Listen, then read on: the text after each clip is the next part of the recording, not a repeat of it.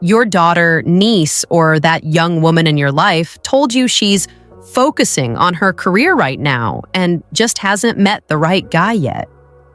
You nodded along because that sounds reasonable. But let me tell you what's really happening out there in the modern dating world that she'll never, ever admit to you over Sunday dinner. Now, before we pull back this curtain, if you're new here or you've been watching but haven't joined the community yet, click that subscribe button right now and ring the notification bell. We're about to have one of those conversations that nobody else is willing to have. And trust me, you need to hear this. Here's the first thing you need to understand. Your daughter isn't lying to you because she's a bad person. She's protecting you from a reality that would probably give you a heart attack. The dating world she's navigating is so far removed from anything you experienced. She doesn't even have the language to explain it without making you lose sleep at night. And honestly, she's probably a little ashamed of some of it too. But here's what she won't tell you. She won't tell you that dating apps have turned romance into a meat market. Men swipe through women like they're ordering takeout. The first message she gets isn't, "Hi, how are you?" It's a picture of some guy's genitals at 11 p.m. on a Tuesday. And she's supposed to just accept this as normal because that's how dating works now. When she does match with someone who seems decent, he's also talking to 15 other women. She's just one option in his rotation.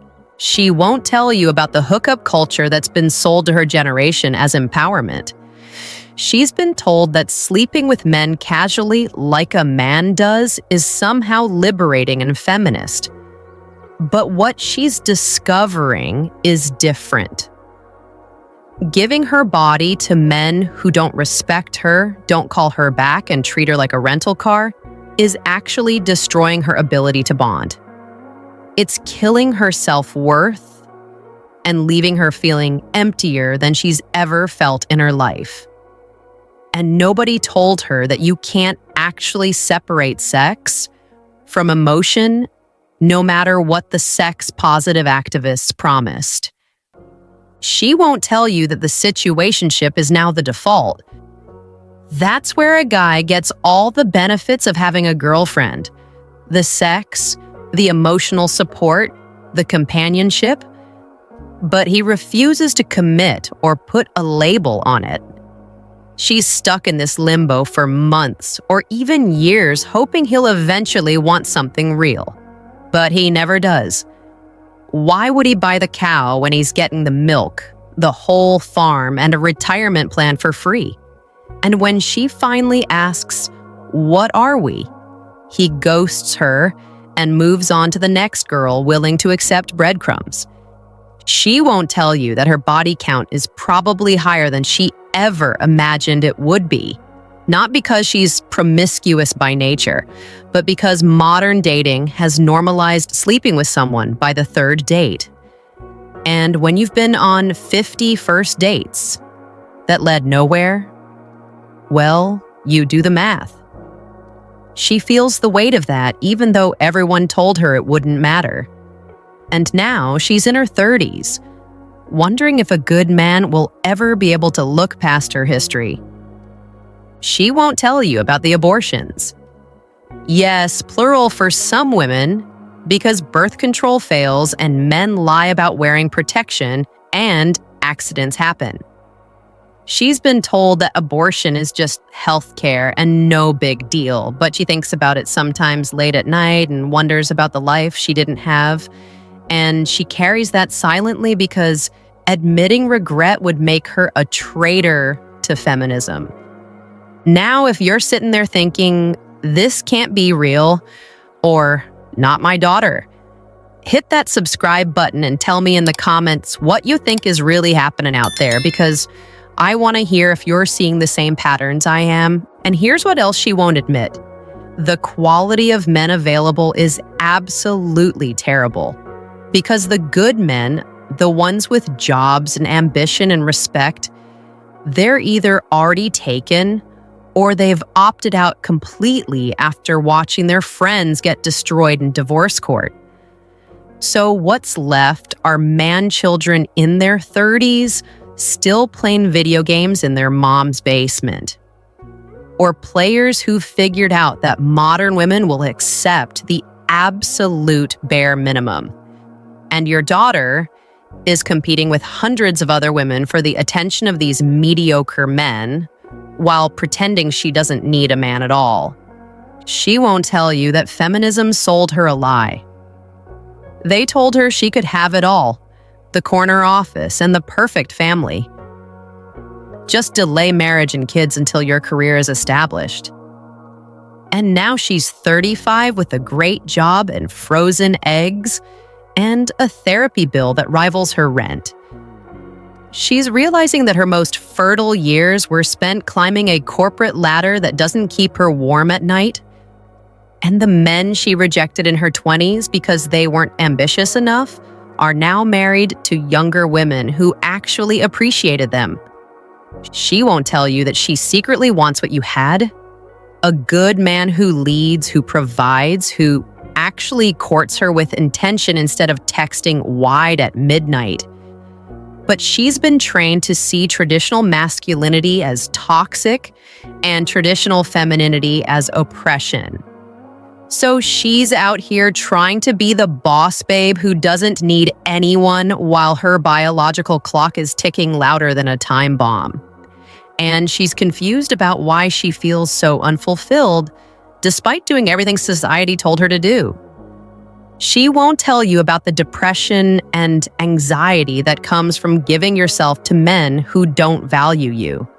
From swiping through hundreds of faces and feeling like you're not good enough. From watching your friends get engaged while you can't even get a guy to take you on a real date instead of hanging out. And she medicates it with wine and antidepressants and girls' nights where everyone pretends they're happy being single and independent. She won't tell you that deep down she wishes someone had told her the truth. That her youth and fertility were her greatest assets, and she should have used them wisely. That sleeping around wouldn't make her happy, that career success is empty without someone to share it with. That men and women are different, and that's okay. And that the traditional model you lived by wasn't oppression, it was actually protection. But nobody was allowed to say that because it wasn't politically correct.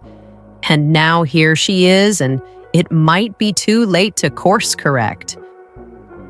And look, I'm not telling you this to make you panic or to make you feel guilty if you have a daughter navigating this mess. I'm telling you this so you understand the world changed in ways that are genuinely tragic. Your daughter is trying to survive in a culture that lied to her about everything that matters. And she needs grace, not judgment, even if she'd never admit she needs anything at all. Now, here's the thing. Understanding this isn't just about your daughter. It's about understanding why the world changed so dramatically from when you were dating. And at your age, your job isn't to fix the dating market or save the next generation. Your job is to live your best life with clarity about the world as it actually is, not as you wish it were. And this is exactly what we do inside the Senior Men Club newsletter, where we cut through the BS and give you raw, unfiltered insights about modern culture, relationships, health, and how to navigate your senior years with your sanity intact. We've got over 3,000 men in there getting weekly truth bombs. It's completely free and you'll love it, so make sure you join us. And whether you have a daughter or not, you're watching this play out in real time. Young women in your family, your friends' daughters, women you work with, they're all stuck in this system that chews them up and spits them out. And the saddest part is they can't even see it because they've been indoctrinated to believe that admitting any of this would make them weak or anti-feminist. So they suffer in silence and pretend everything is fine. You know what the real tragedy is? You tried to warn people about this, didn't you? You saw the sexual revolution coming and knew it would end badly. You watched feminism shift from equality to man-hating and predicted the consequences. You knew that hookup culture would damage women more than men, and everyone called you old-fashioned, patriarchal, out of touch. And now, decades later, the data is in. Women are more miserable than ever.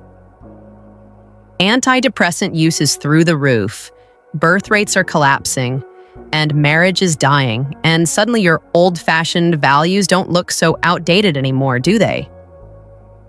So if this opened your eyes or confirmed what you've been suspecting, hit that subscribe button and ring the notification bell so you never miss these conversations.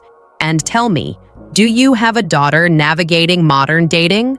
Or have you watched this play out with young women in your life? What have you seen? Share your thoughts in the comment box below, because this is a conversation we need to keep having. I'm Avery Scott, and I'll see you on the next one.